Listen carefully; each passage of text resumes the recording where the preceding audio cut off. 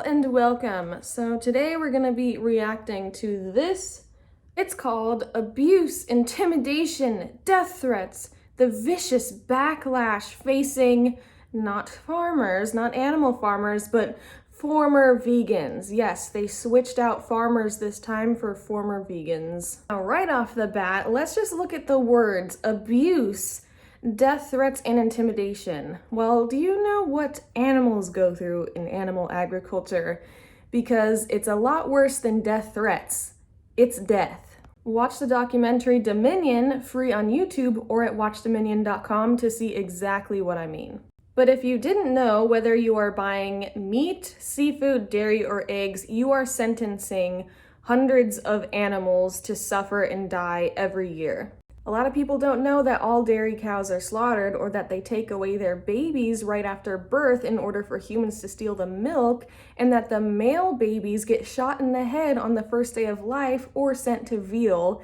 The female babies grow up in a little tiny hut to go through the same process of repeated forced impregnation and having their baby taken until they collapse at around 5 or 6 years old from exhaustion and probably depression, and then are sent to a slaughter. So my friends and I go to slaughterhouse vigils, and we have literally seen one of those mother cows collapsed, be cut up alive on the truck because she could not walk into the slaughterhouse. So that's what we're dealing with here.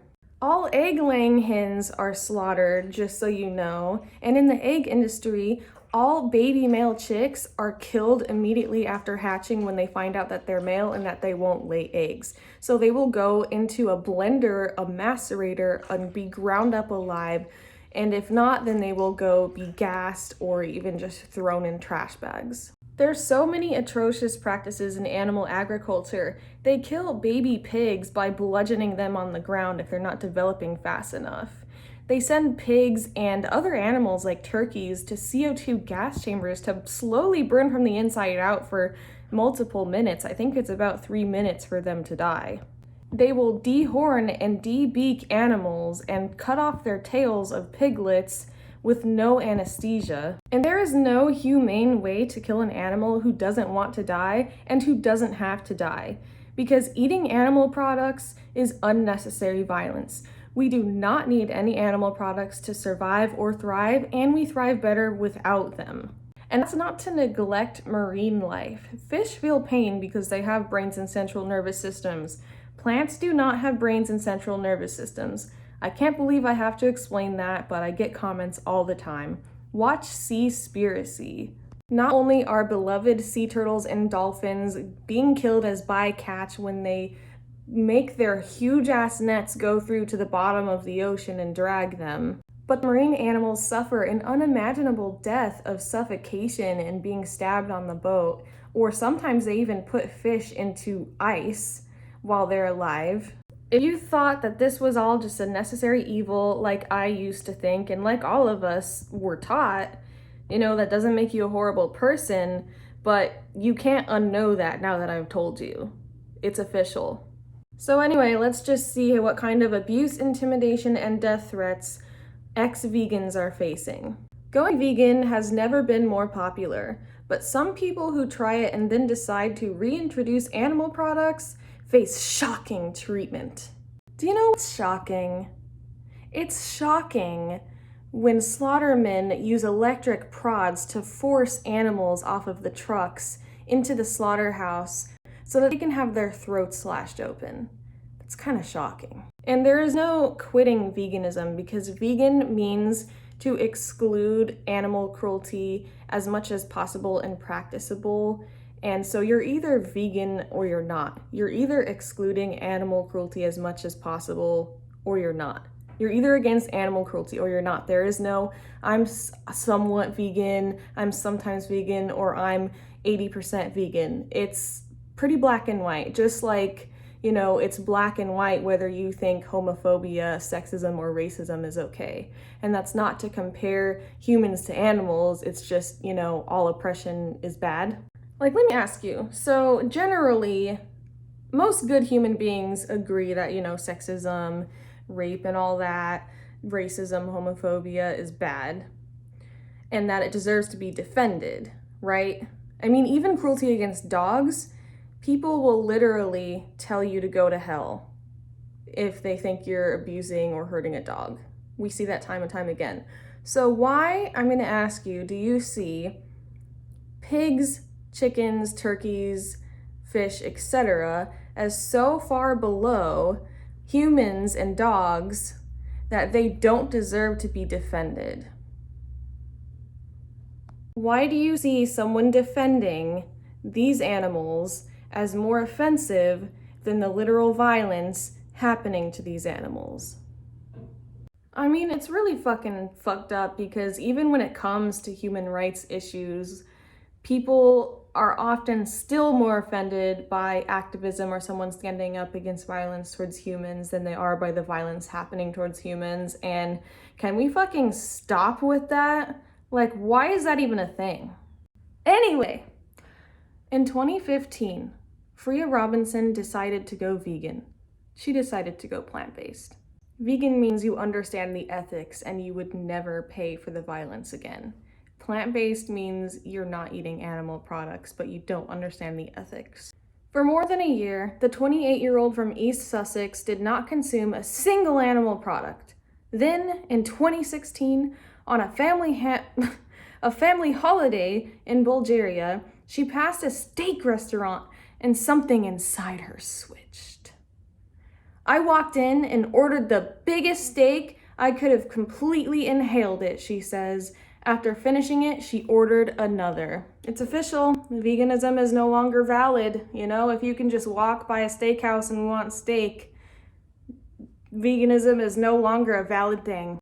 Do you think she watched Earthlings or Dominion? Look, people fail diets all the time.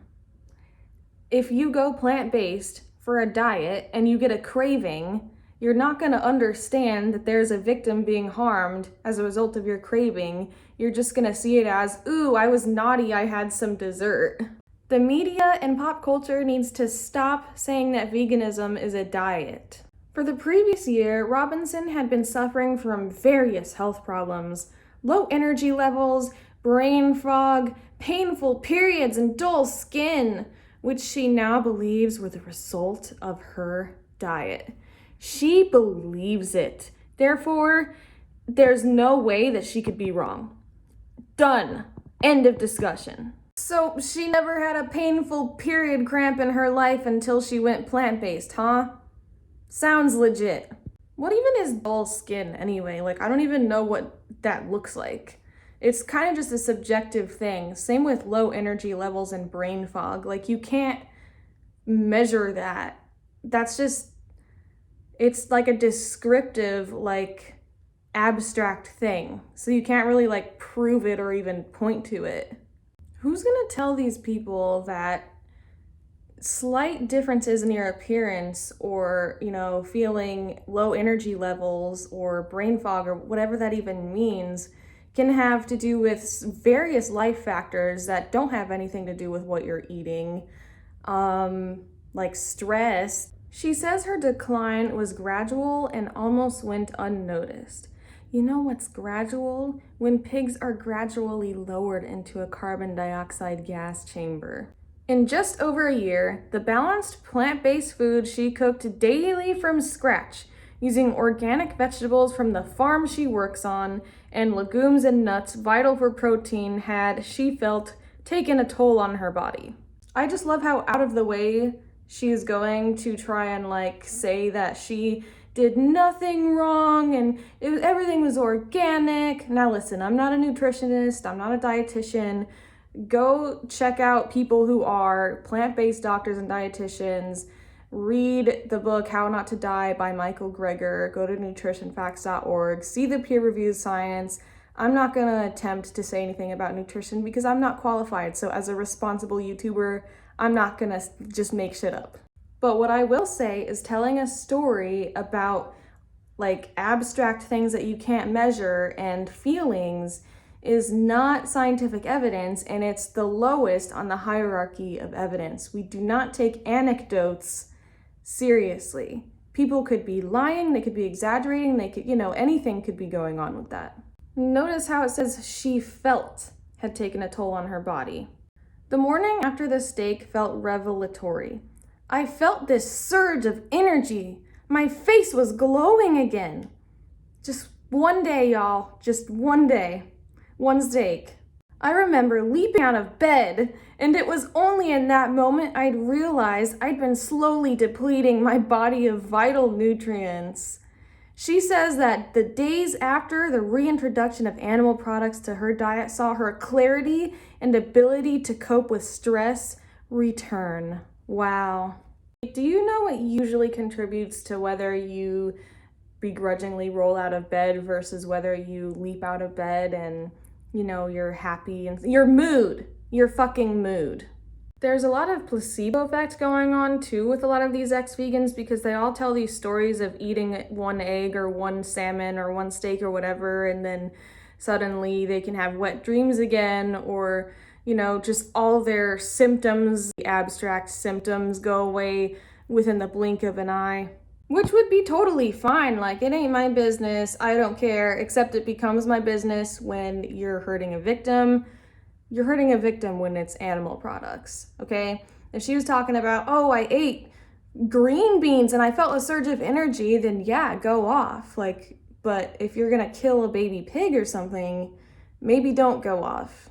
Like, what if she didn't know it, but she was served dog steak and she felt a surge of energy and all her stress went away? Like, would that just be fine? Would we just let her eat some dogs from now on?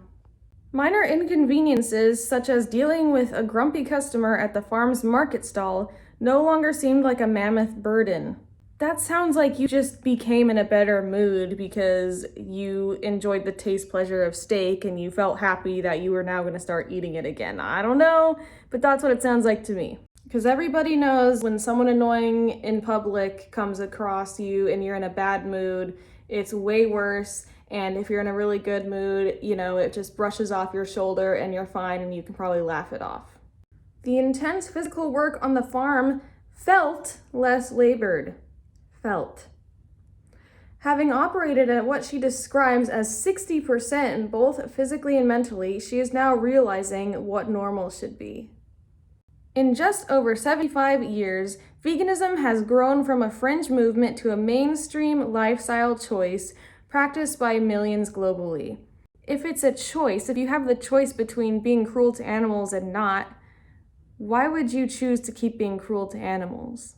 I skipped a little bit here. It was basically just talking about how it's easier to be vegan now because of alternatives. Even if you don't have 85 different vegan meats, dairy, products, it's not hard to just eat beans and rice and pasta and legumes and produce instead of murdering. Especially once you watch Dominion or Earthlings, it's not hard. Just like it's not hard to not molest children, it's not hard to not kick and abuse dogs, it's not hard to not rape people, it's not hard to not make homophobic slurs, etc. Okay, so I guess we're moving on to another ex-vegan now. After reintroducing animal products and speaking about it, he was branded a murderer and received death threats. So where are the screenshots? Where's, I can show you about fucking 50 screenshots of death threats that I get for speaking up for animals. It's just interesting that they wouldn't put a screenshot of that. It's almost like it might be not true or made up or something. And make no mistake, if you are a vegan or an animal rights activist and you're sending any kind of death threats or just being a bully in any way, that's never gonna help the animals, and you're being really fucking stupid by doing that. It's not okay. So let's just make that clear. But don't worry, guys, if we're talking about dogs, death threats are perfectly okay, and they will get thousands of thumbs up on your comment. So just remember that, though. I skipped some of the next parts because it just talked about how more and more people are going vegan and how it's good for the environment and actually some positive things, but moving forward. Many are giving it up and face a fierce backlash from die-hard vegans for doing so. So if you're against murder of humans, are you a die-hard anti-murderer? Like, if you're against kidnapping kids, are you like a die-hard against kidnapping person? Like, they act like it's a fan of a sports team or something.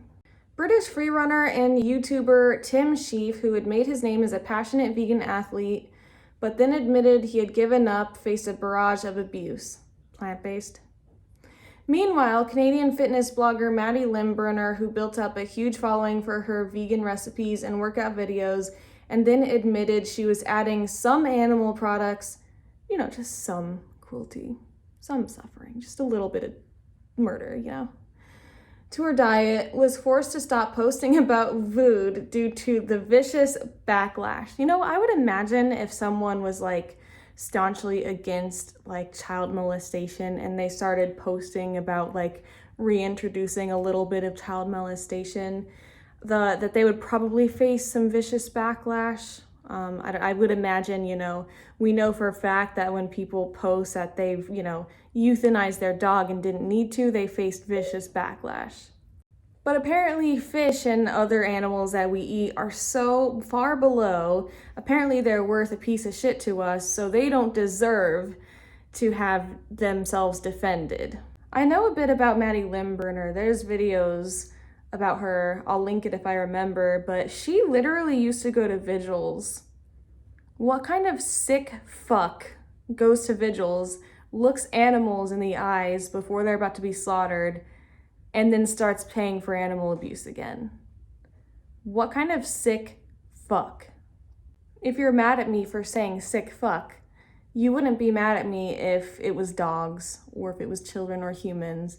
Again, why do you see pigs, turkeys, chickens, and fish as so far below the piece of shit on your shoe that you think they don't deserve to be defended? Why? In dedicated online communities across Facebook, Twitter, Reddit, and other platforms, large groups of ex-vegans are sharing stories.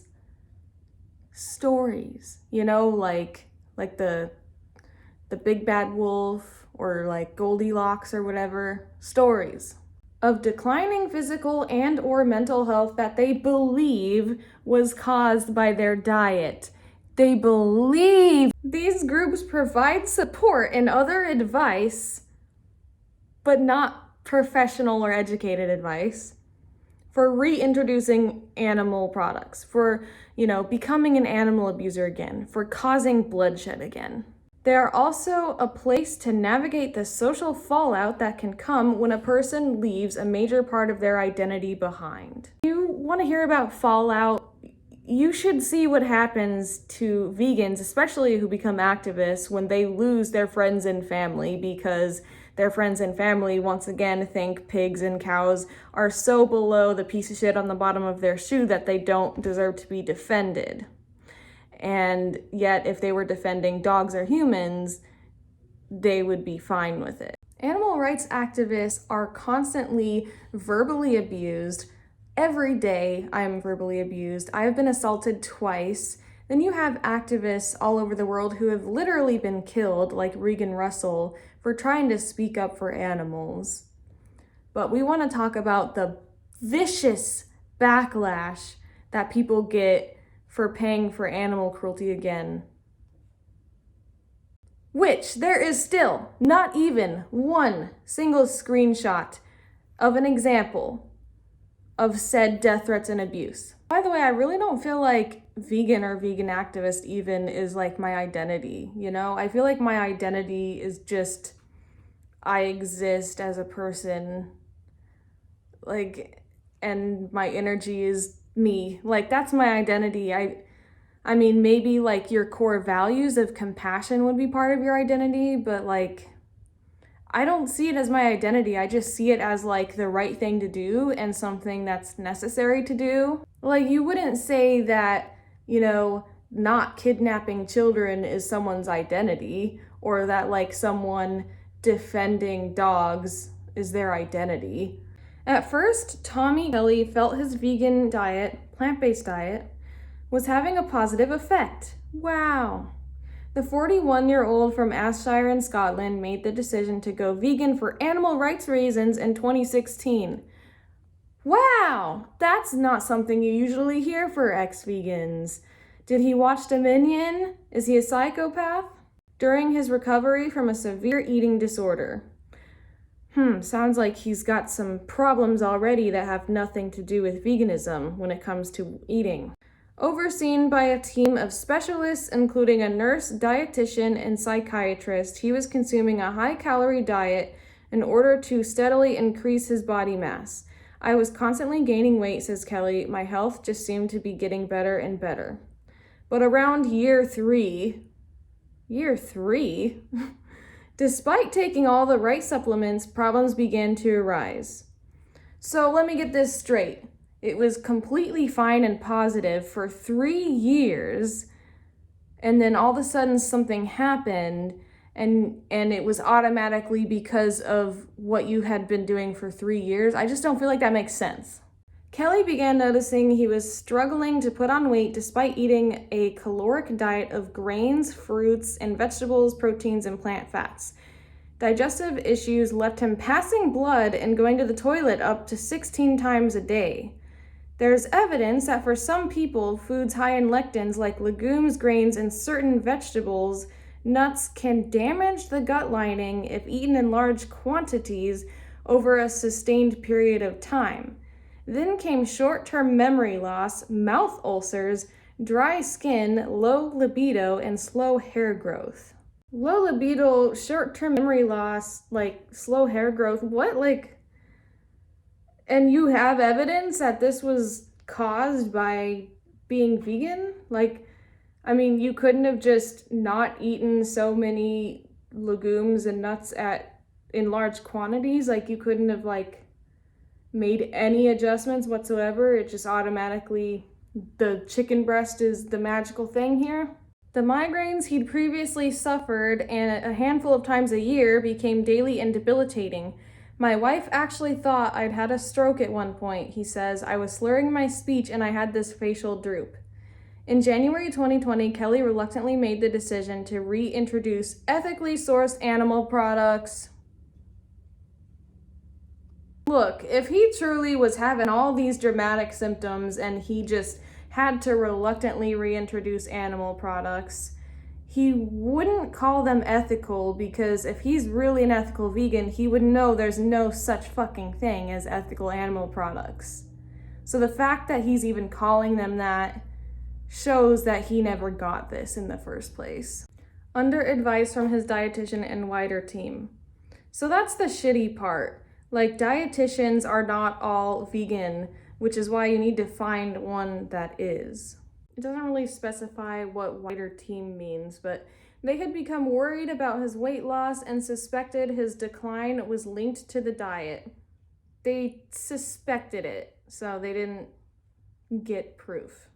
It was a choice that left him racked with guilt.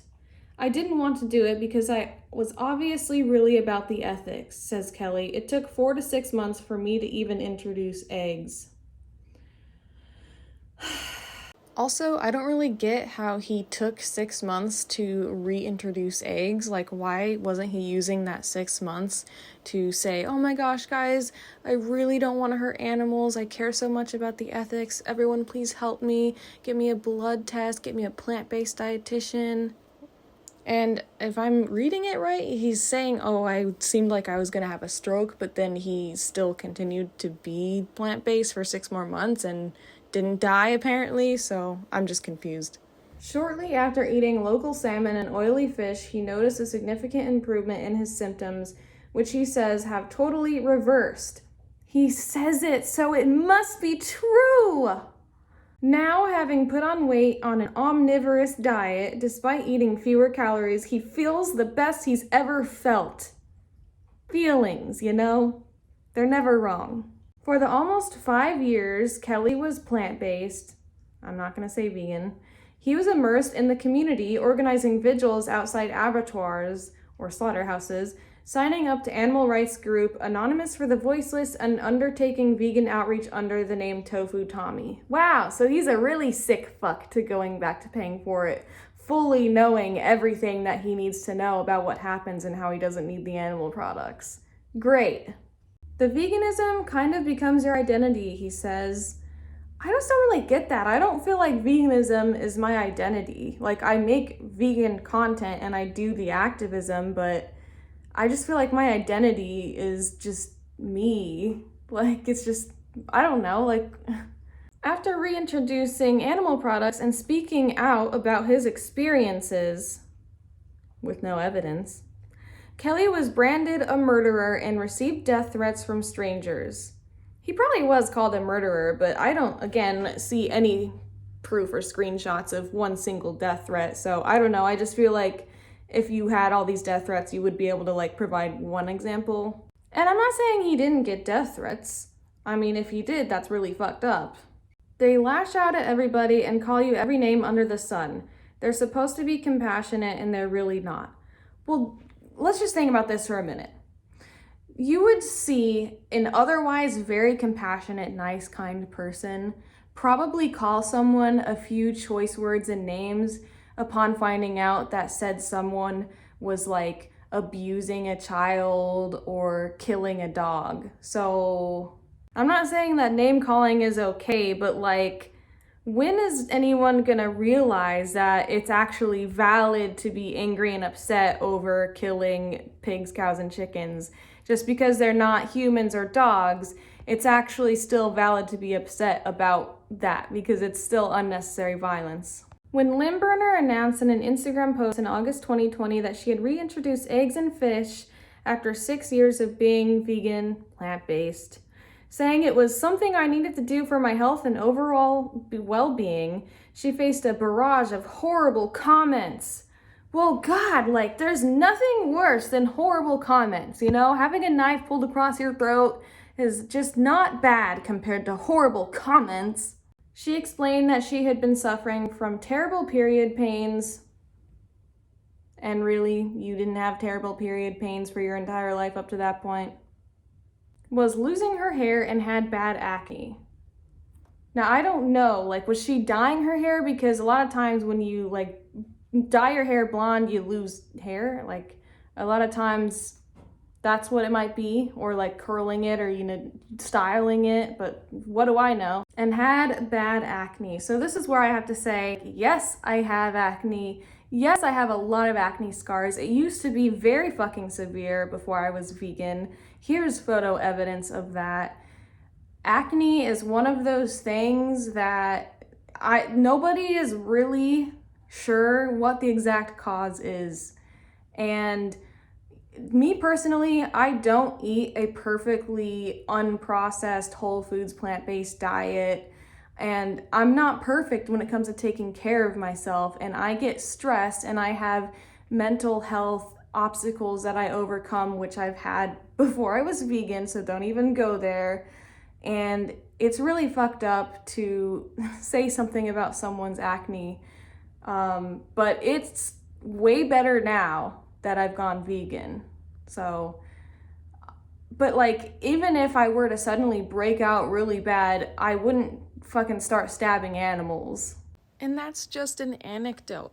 I don't for sure know the exact reason why my acne is a lot better now than it was.